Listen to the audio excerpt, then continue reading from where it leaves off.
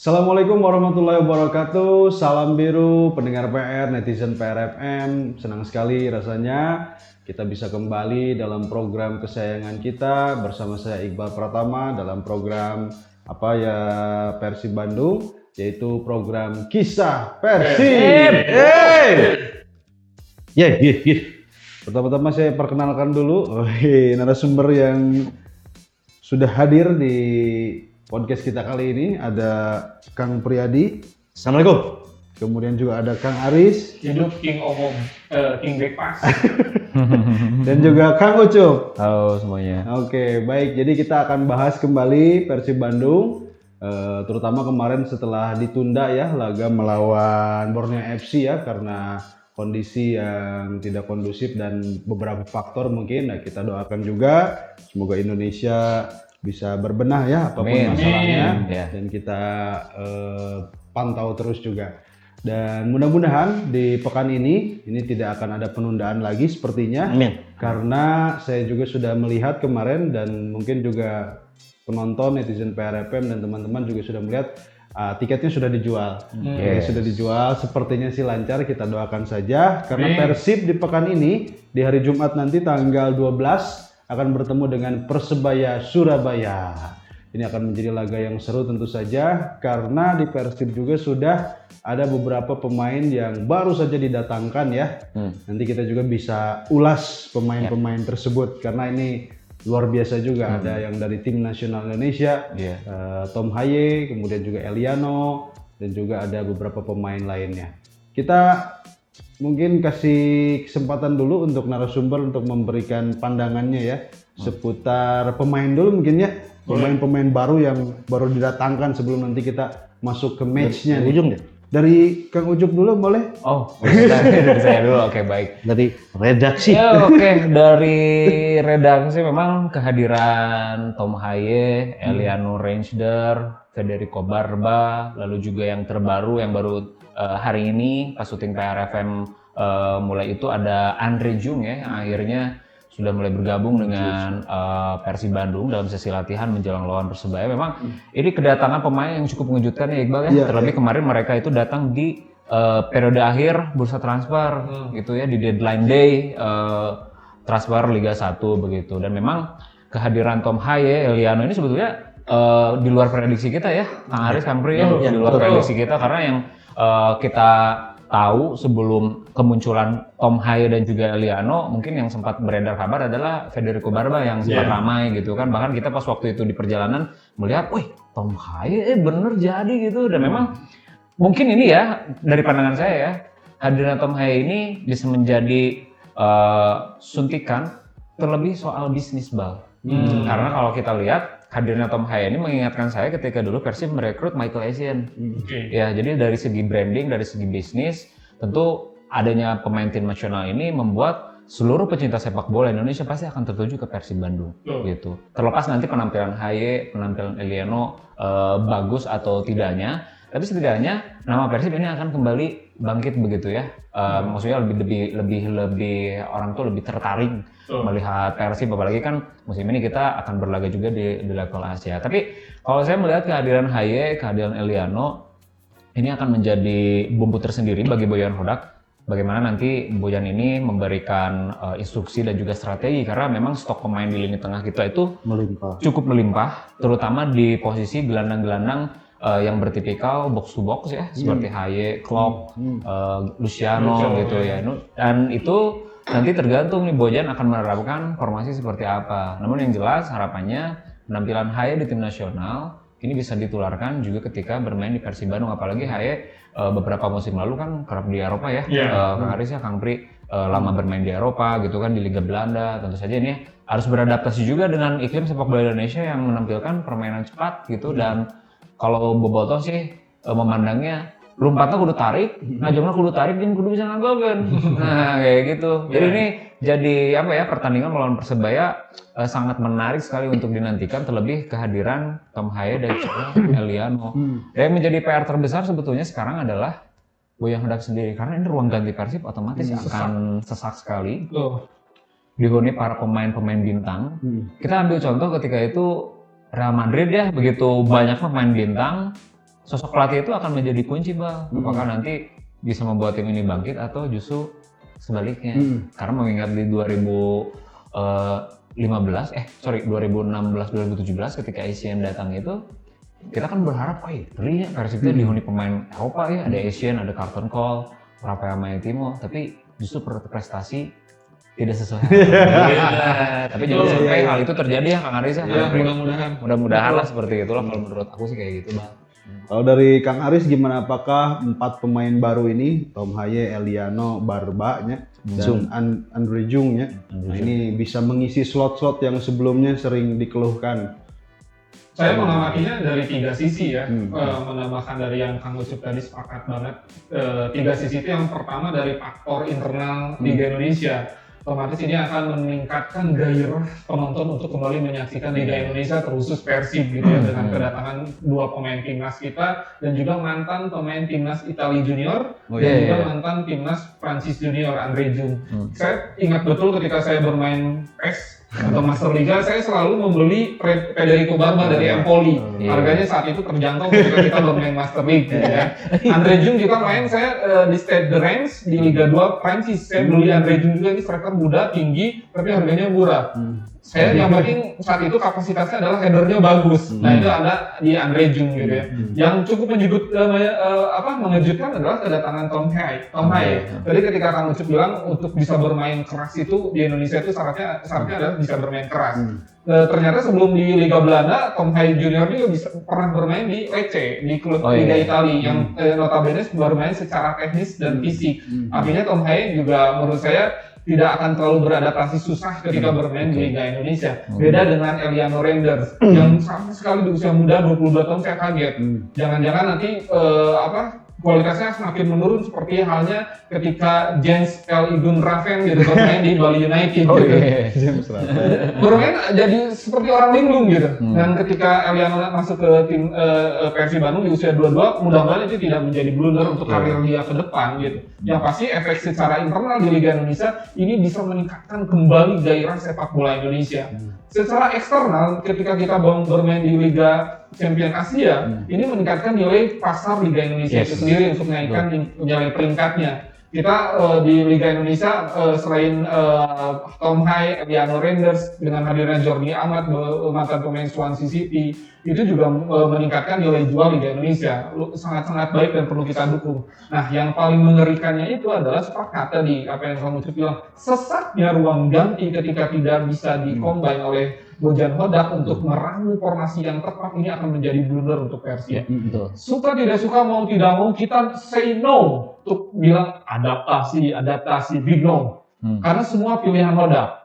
Secara bahasa, menurut saya semuanya sudah tidak ada kendala dalam sisi bahasa. Pemain baru kita banyak kan Latin, sudah terbiasa bahasa Latin. Mereka juga secara bahasa Inggris cukup excellent.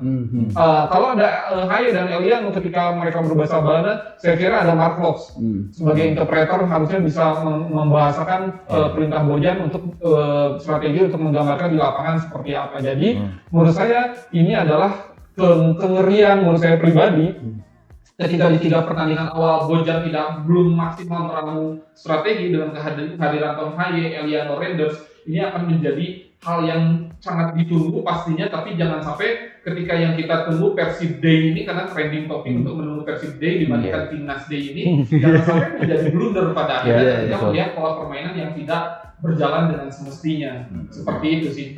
Saya berharap tadi bagaimana Bojan bisa merubah formasi 4-3-3, mungkin bisa menjadi 4-2-3-1 dengan menempatkan banyak gelandang AMF di sana dengan sayap. Kita percayakan sayap itu lebih banyak ke bek kanan, bek kiri.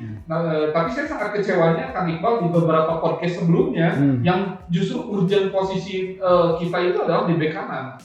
Yang saya dengan Federico Barba, posisi naturalnya adalah bek tengah. Bek tengah. Putros bek tengah, Martinelli bek tengah, Julio Cesar bek tengah. Semuanya adalah formasi naturalnya bek tengah. Kita formasi posisi bek kanan murni saat ini nggak ada. Hamraya Musa kita tahu dia bermain bek tengah di Persik Kediri. Nah, kita krisis bek tengah, bek kanan sekarang. masa sih kita mau menempatkan Pedri LRX Kimbo ini untuk main di bek kanan yang menurut saya ini belum bisa menggantikan posisi bek kanan kita. Kalau Kakang kita tempatkan Kakang ditempatkan bek kanan yang saya tadi pembuka di awal, Kakang back pass ini kan dia tidak bisa membantu secara sisi penyerangan, dia akan terus back pass ke belakang gitu. Jadi agak lemah dari sisi kanan. Jadi memang kehadiran Tom Haye, Eliano Renders, Frederico Barba, Andre Jung akan membantu di lini depan kita sangat unggul karena Ulian baru bukan striker murni, dia adalah sayap kiri. Kayaknya kita hanya punya Ramon Tendi. Ketika Ramon Tendi cedera, kita kebingungan buat naruh striker murni sana. Dengan hadirnya Andre Jung yang saya tahu di Liga 2 Prancis di Stade Rennes karena saya bermain Master League, itu bermain cukup bagus.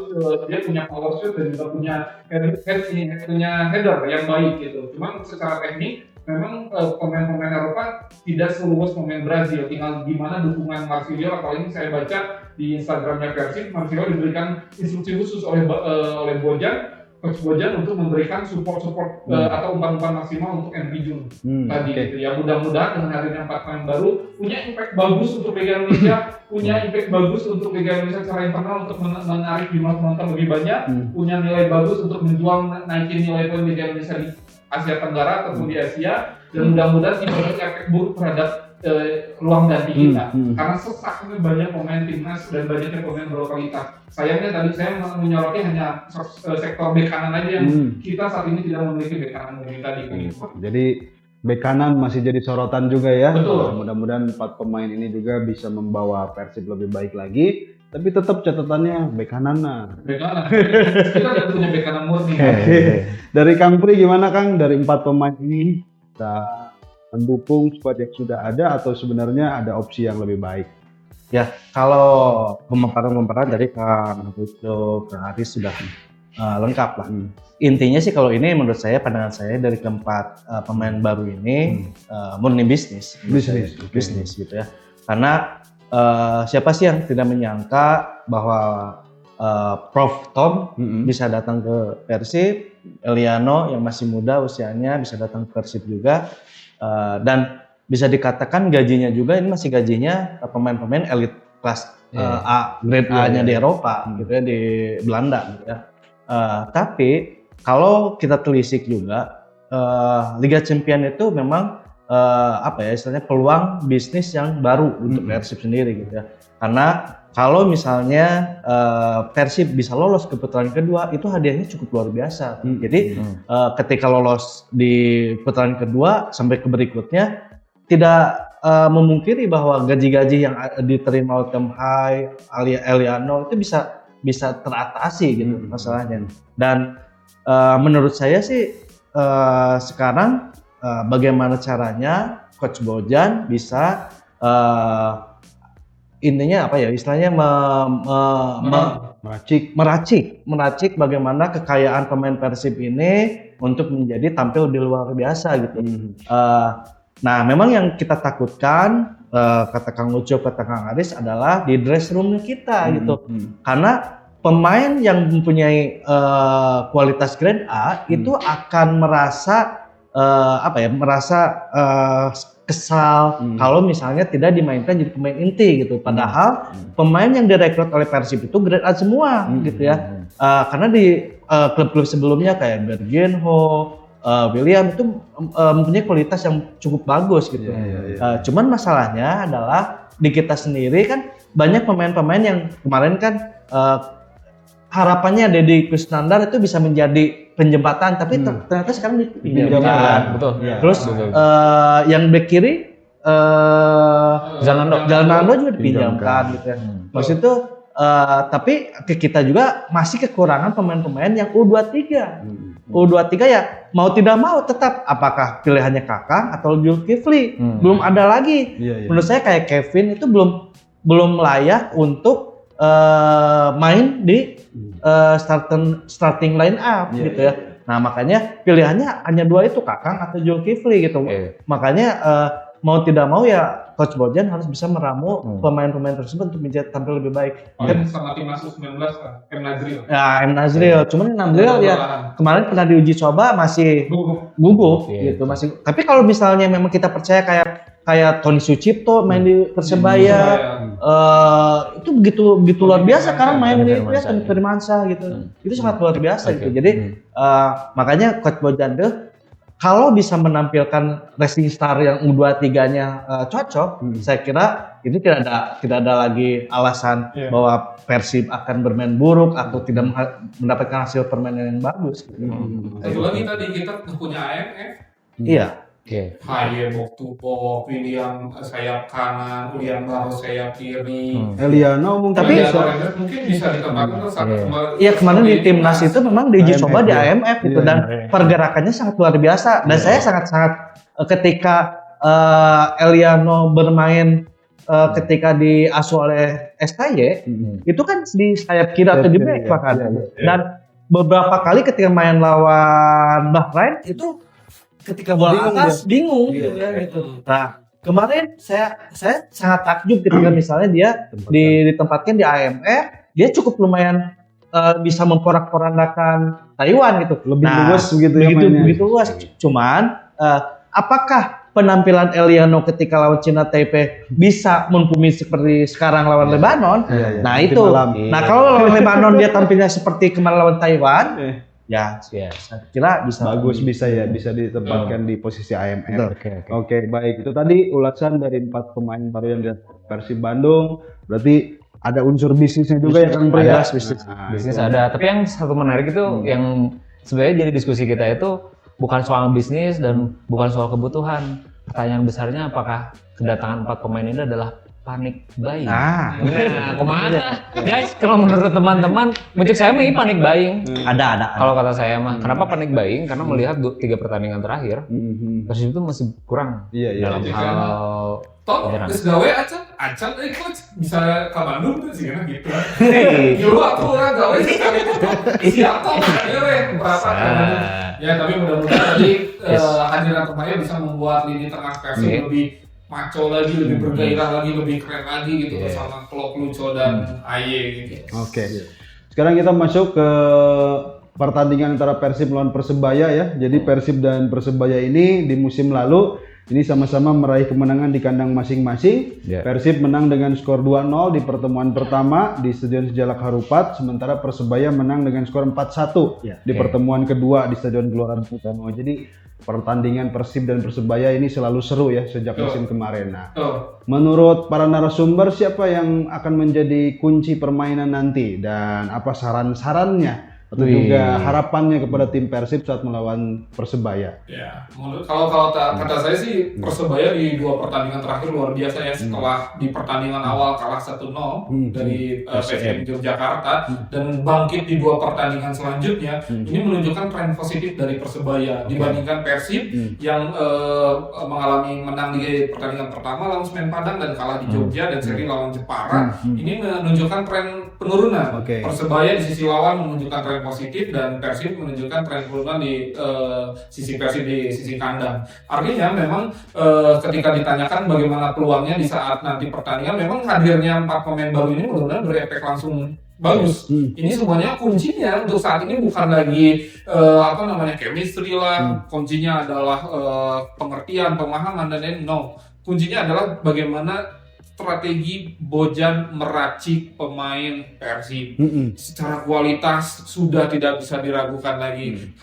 Kuncinya adalah the right man on the right place. Bagaimana si pemain nyaman di posisi naturalnya. Marsilio di sayap kanan, Berginho sayap kiri, atau Ulian sayap kiri dengan striker murninya kita bisa pakai Ramon atau pakai langsung Andre Ju. Jadi poin plusnya adalah, poin pentingnya adalah untuk pertandingan besok antara Persib lawan Persebaya di hari Jumat nanti. Poin pentingnya adalah bagaimana Coach Bojan bisa kembali meramu strategi untuk menempatkan the right man on the right place. Secara moral, saya suka adalah ketika Ahmad Juprianto udah mulai berlatih di lapangan. Tidak mau suka tidak suka kehadiran Coach Jupe adalah untuk meningkatkan moral dan kebersamaan. Saya kira ketika Coach Jupe sudah mulai berlatih sebagai asisten dan juga sebagai pemain, Coach Jupe punya tanggung jawab besar untuk membuat ruang ganti menjadi kompak. Itu tugasnya Coach Jupe, dan bagaimana tugasnya Coach Bojan meramu strategi agar strateginya bisa berjalan dengan pas, the right man on the right place tadi, dan dibantu secara moralnya oleh Coach Jupe agar pemain bisa saling paham, saling mengerti apa yang diinstruksikan oleh Coach Bojan tadi, Kang Iqbal. The right man in the right place itu kuncinya, dengan squad yang bisa dikatakan gemuk ya. Iya, gemuk banget sekarang. Gemuk banget. Opsi pemain muda udah makin gak ada nih sekarang. Iya. Kalau dari Kang Pri mungkin seperti apa yang akan menjadi pemain kunci dan perlu diawasi mungkin di Persebaya pemain-pemain kuncinya? Ada beberapa pemain, salah satunya adalah Galih Pretas, yang kedua Bruno, yang ketiga Rivera gitu ya.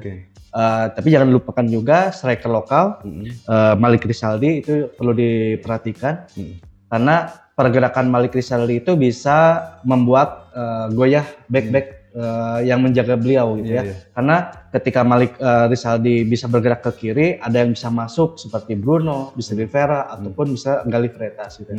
Tapi Galih Pretas ini memang ada pemain yang menurut saya penasaran kenapa dia belum bisa ditarik sama Persib. Karena ketika dia ada di PSIS Semarang gitu ya, dia salah satu pemain yang selalu menggolkan ke Persib gitu.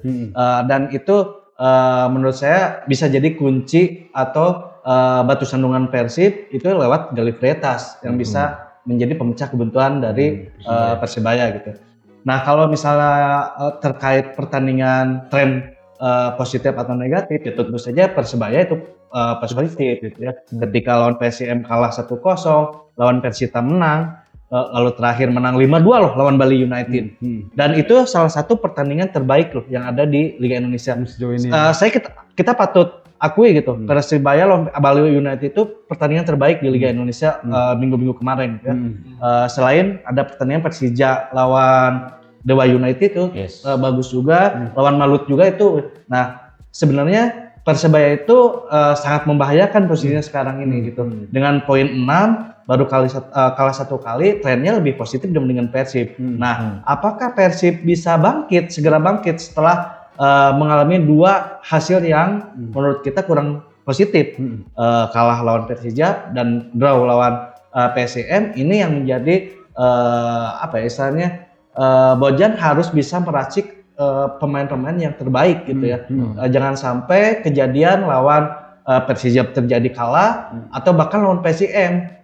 Dan yang perlu diperhatikan adalah tentu saya masih menyoroti pembagian untuk bola-bola, siapa penendang bola-bola mati.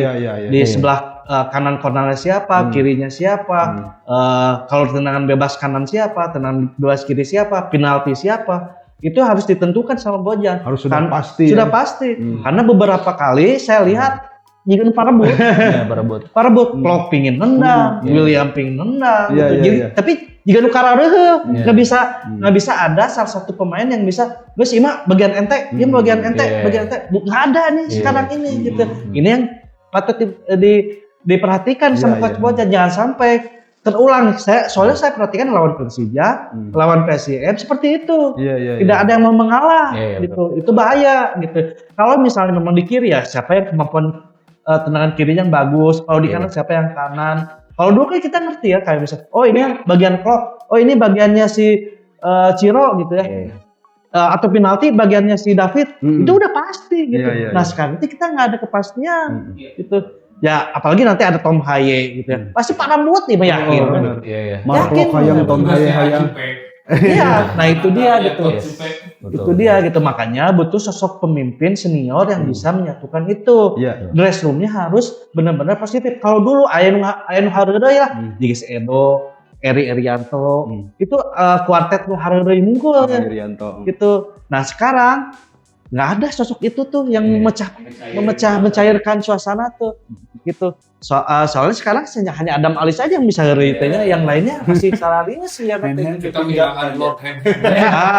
Lord Hand goyangan etana yang walaupun kita kritik permainan kemarin, tapi sosok beliau bisa memecah suasana gitu. Itu ya PR-nya berarti apa ya? Set piece-nya siapa? Cornel saha, jarak jauh, jarak dekat siapa, kiri kanan siapa, itu juga jadi perhatian.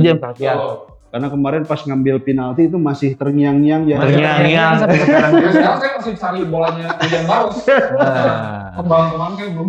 Karena di tendangan penalti kedua tuh saya kira tuh Ramon yang Ramon, nendang. betul. Karena Nah, biasanya Klopp, Klopp yang megang, Iya. ngamankan Iya, situasi, betul. Ramon yang nendang. Iya. Klopp yang nendang. ya, Walaupun mungkin- sebenarnya Klopp juga beberapa kali nendang penalti berhasil. Iya, Waktu di timnas, waktu Persib beberapa kali juga Nah, mudah-mudahan berhasil. sih Coach Bojan untuk kuota U23 berani nggak Coach Bojan dengan hadirnya Federico Barba sebagai mantan bek timnas Italia yang nanti duet dengan Martinardi di sesi latihan, berani nggak untuk menurunkan kuota U23-nya Fikrah Maulana, Oh iya. kiper timnas yang berhasil ngeblok tendangan penalti saat kemarin SEA Games. Fikrah Maulana gitu usianya 19 tahun, tinggi badan proporsional dan punya pengalaman di timnas Indonesia Junior. Berani nggak Coach Bojan untuk menurunkan Fikrah Maulana untuk kuota U23 karena di back-backnya kita punya back-back bagus gitu. Lini tengah juga kita punya gelandang box to box yang bagus gitu. Tapi kalau kata saya mah, kalau tadi saran Kang Aris, Riskan. turunkan Fitra kayaknya riskan soalnya lawannya Persebaya. Soalnya pernah lawan yang Iya. kalah 4-1 Seva itu Musim kan lalu, langsung drop. iya waktu itu Sheva ketika ketika Padahal dimainkan, Seva heeh, tinggi badan, tinggi, bagus. lumayan gitu kan, latihan juga bagus. Riskan ya. Sangat riskan karena memainkan pemain muda di pertandingan besar itu khawatirnya si pemain itu akan Jeblok drop ya? secara mental jika memang kekalahan yang didapatkan pasti ada kiper yang disalahkan gitu walaupun backnya Aralus gitu, apalagi kan kalau kita lihat Persebaya musim ini tadi sempat diolah sama Kang Pri kan pertandingan terakhir melawan Bali United itu menjadi salah satu pertandingan terbaik di Liga 1 hingga pekan ketiga kemarin ya. Iya. Pertanyaannya sekarang memang ada di diri Persib nih, bermain di kandang di GBLA dengan pemain-pemain baru. Sementara Persebaya walaupun pemain-pemainnya baru tapi mereka adalah pemain-pemain yang musim lalu bermain di Liga 1.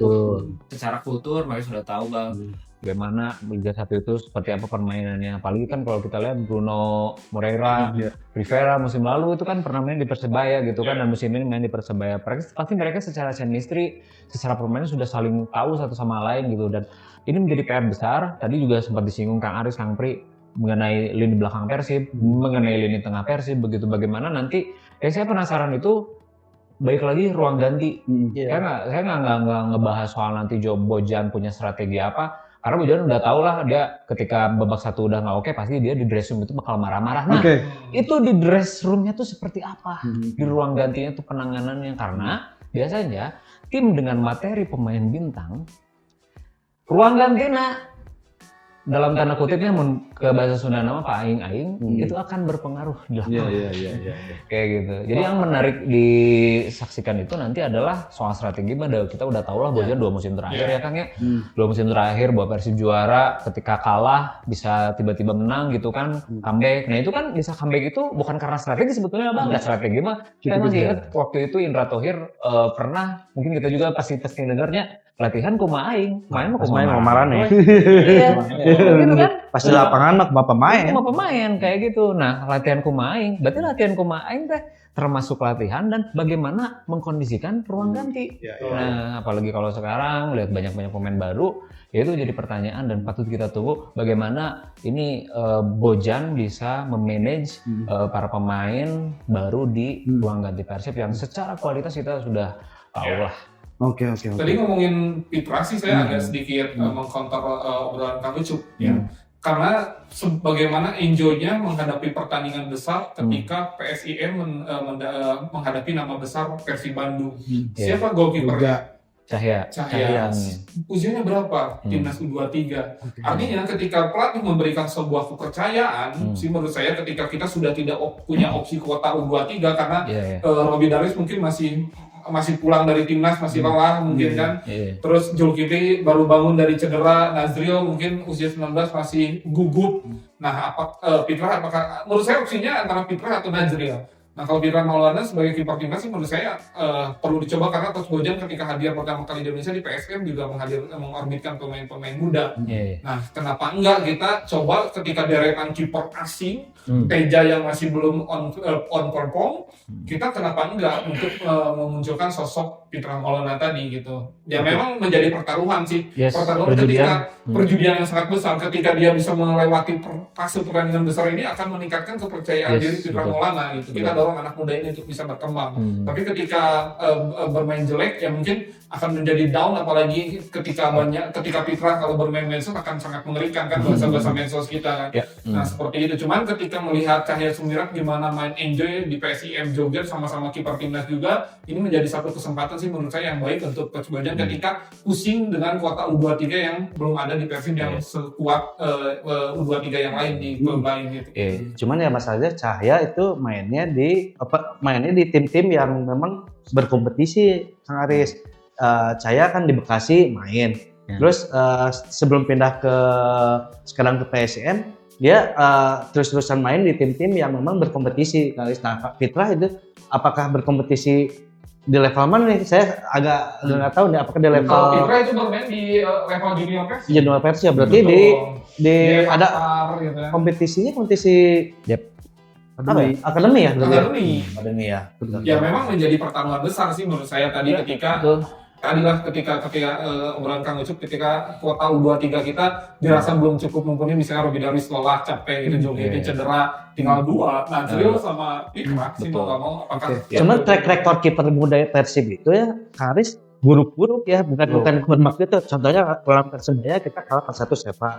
Arema kalau nggak salah beberapa tahun yang lalu ketika main di Arema bobol juga tuh. Kiper siapa ya? Saya lupa lagi nih, saya nyari waktu main di Kanjuruhan, Persib mengganti kiper utamanya sama kiper muda. Coba cek lah gitu ya di Google, itu bobol banget Haris gitu ya. Makanya nah itu, tapi ya itu apakah keberanian Bojan, karena anehnya ketika Bojan melatih di PSM bisa memunculkan pemain-pemain muda, tapi kalau di Persib gak tahu nih. Jadi ada kesan kalau misalnya pemain muda Persib belum tampil di luar Bandung, akan dipercaya gitu lah. Gitu. Oke. Semoga itu bisa inilah. Itu maksudnya ya Bojan lebih tahu lah ya. Dinamika ya. Bojan apakah memang targetnya mau menang dengan clean sheet, otomatis kan dia juga udah bisa milih pemain tuh, termasuk juga penjaga gawang, apakah tetap mempercayakan kepada Adam yang sekarang sudah mulai berlatih, atau Teja yang kemarin juga masih starting, atau mungkin tadi saran Kang Aris yang memainkan Fitra dengan segala perjudian itu ya Kang Aris ya. Oke. Nah, kita tunggu saja. Tapi tentu saja narasumber punya harapan atau juga prediksi starting line up-nya ya, dengan tambah 4 pemain baru tadi. Dari Kang Pri dulu mungkin starting line up yang diprediksi oleh Kang Pri, juga skor sekalian Kang Pri. Oke, saya kira Teja kiper ya. Oke. Kanan U23 masih Kakang kelihatannya ini pasang. Barba belum siap kelihatannya main, jadi masih tetap Julius Caesar dan Matri Cardi. Di kirinya Putros. 4-2-1-3 mungkin ya gitu ya. Duanya itu Clock sama Lucho. Di depan saya pingin langsung Eliano. Langsung IMF berarti. IMF di Eliano. Di kanannya Beckham, di kirinya William atau Bergionio, di depannya Ramon. Kalau saya seperti itu gitu. Karena kalau Tom Haye itu apa ya, fisiknya menurut saya masih belum bisa 90% tampil gitu ya. Kemarin juga waktu timnas juga kan hanya setengah babak gitu. Dan belum main lagi ya. Karena ketika di Eropa sudah main di Belanda tuh, Tom Haye itu nggak main. Jadi dari segi fisik masih belum siap. Oke. Jadi depan Ramon ya Pak. Ramon. Andre Jung mungkin di babak kedua bisa dicoba nanti ya. Oke. Dari Kang Aris prediksi starting line up. Skor ya. Skor 3-1 mah. 3-1. Oke. Menang dong. Eliano golin langsung. Eliano dan Ramon. Di babak keduanya Jung. Hati kecil saya mengatakan besok pertandingan akan berakhir dengan skor 1-1. Wih, sedih ya itu ya. Tidak mau ya memang adaptasi masih menjadi hal krusial. Meskipun harusnya memang sudah tidak lagi kata adaptasi, sudah tidak boleh ada kata adaptasi. Tapi memang kalau melihat realita lapangan di 3 kali pertandingan sebelumnya, sih feeling saya besok Persib masih akan kesulitan untuk mengembangkan pola permainan karena tidak ada sosok playmaker. Itu akan membuat permainan Persib akan mudah terbaca. Apalagi ketika Bruno Moreira lagi on fire dan kita tidak punya bek kanan yang mumpuni yang bisa menutup ruang gerak Bruno Moreira, karena besok kita nggak tahu siapa bek kanannya. Kalau apalagi Kakang, menurut saya ketika berhadapan dengan Bruno Moreira akan kalah telak ketika posisi bek kanan ditempatkan oleh Kakang. Jadi besok ini akan menjadi Kakang besoknya main ya? Iya. Besok ya? masih timnas melawan Korea. Recovery-nya kemungkinan besar enggak ya lama ya? Kemungkinan enggak. Nah, makanya U23 ini mungkin Robi Darwis juga akan kemungkinan kan masih recovery di timnas. Berarti kan sisa Nadril atau Julkipli atau Fitrah kan untuk di kuota U23-nya nih. Akan patut untuk kita simak apakah merubah menjadi 3-5-2 atau lain-lainnya. Yang pasti besok di hari Jumat itu dengan banyaknya pemain baru ini menurut saya tetap akan membuat Persib masih agak kesulitan untuk mengembangkan pola permainan. Jadi prediksi skor dari saya itu besok itu adalah berkesudahan imbang 1-1. Oke. Berarti kalau misalkan tadi kipernya Fitrah, bek kanannya siapa berarti? Bek kanan ya bisa Putros yang bisa dicoba atau mungkin bisa Hamra yang saya kira masih bisa banyak karena posisi naturalnya sebenarnya RB, right back itu bukan center back, cuma di Kediri dipaksakan untuk di center back. Jadi bisa mungkin Hamra Hehanus yang berposisi di situ. Atau adiknya ya? Rezaldi di kiri, Putros di kanan ya? Bisa jadi gitu. Putros bisa di bek kanan, Rezaldi bisa main di bek kiri. Untuk kuota U23-nya lebih baik kiper saja berarti. Ya kalau berani ya. Sekarang coba lah berani. Apalagi kan bek kita sudah Tom Haye bisa box to box kan untuk menghalau serangan pertama dari Persebaya. Harusnya kiper tinggal ya kalau tendangan jarak jauh masa sih nggak bisa ketahan lah gitu ya. Logikanya saya gitu, apalagi sekarang ditambah dengan back timnas Italia dan lain-lain sih menurut saya coba dia berani kita turunkan Fitrah dengan memaksimalkan kuota pemain diisi oleh para pemain kualitas gitu. Oke. Dari Kang Ucup, starting line up. Kalau dari saya starting line up melihat pertandingan Persebaya ini begitu penting untuk Persib. Sepertinya saya kembali kontra dengan Pak Aris untuk memainkan Fitrah. Sebenarnya itu adalah hal yang tidak memungkinkan kalau saya sebagai pelatih, apalagi melawan Persebaya, kecuali melawan tim yang levelnya di bawah Persib, oke lah gitu. Sebenarnya di penjaga gawang karena melihat kondisi Adam juga masih belum pulih, Teja sepertinya akan masih jadi kiper Bang di sosok kiper. Kemudian di bek kanan kayak Kakang deh. Walaupun dipaksakan setengah babak kan karena memang kuotanya memang setengah babak si U2 tilu eta teh gitu. Jadi babak kedua teh bisa diganti gitu. Karena saya menganut filosofi sepak bola menyerang 4-3-3. Jadi selain Kakang di tengahnya Julio Cesar, Matrikardi, kiri Putros, 2 pivot, Haye, sama Klok. Jadi Haye langsung main? Haye langsung main. Kemarin atau dibeli mahal-mahal. Lebar anjir. Tunggu-tunggu. Lebar. Pengen lihat aja Haye cek halus deh gitu kalau mau main di Persib gitu. Jengklok di tengah, gelandang serangnya mungkin Eliano, terus kanan Berginho, tengahnya Ramon, kirinya Febri saya. Beckham teh?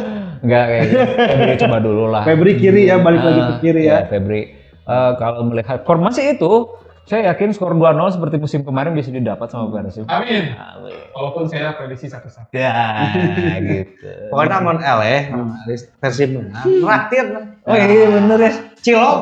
Nah, Oke, kita lihat saja nanti netizen PRFM, pendengar PRFM dan punya pandangan yang samakah dengan narasumber atau ada pandangan yang berbeda. Tapi kita ini juga mengomentari sebagai fans ya. Sebagai fans, betul. Fans untuk Persib Bandung juga, harapan-harapan kita sebagai Persib kepada Persib supaya Persib lebih bagus lagi.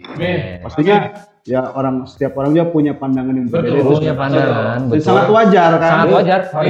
Pandangannya tuliskan di komentar karena kita juga di sini bukan sebagai pandit yang ngerti soal bola, kita mah ya penonton aja. Iya mah. Nonton gitu, resepan nonton. Saya masih berguru ke Tommy Welly kalau wih, mantap. Jangan lupa tanggal 12 hari Jumat nanti di GBLA pertandingan Persib melawan Persebaya dan nanti nanti kita akan lanjutkan juga dalam podcast selanjutnya dalam Kisah Persib. Hatur nuhun dan kita bareng-bareng salam biru 1 2 3 salam. Bye bye, thank you.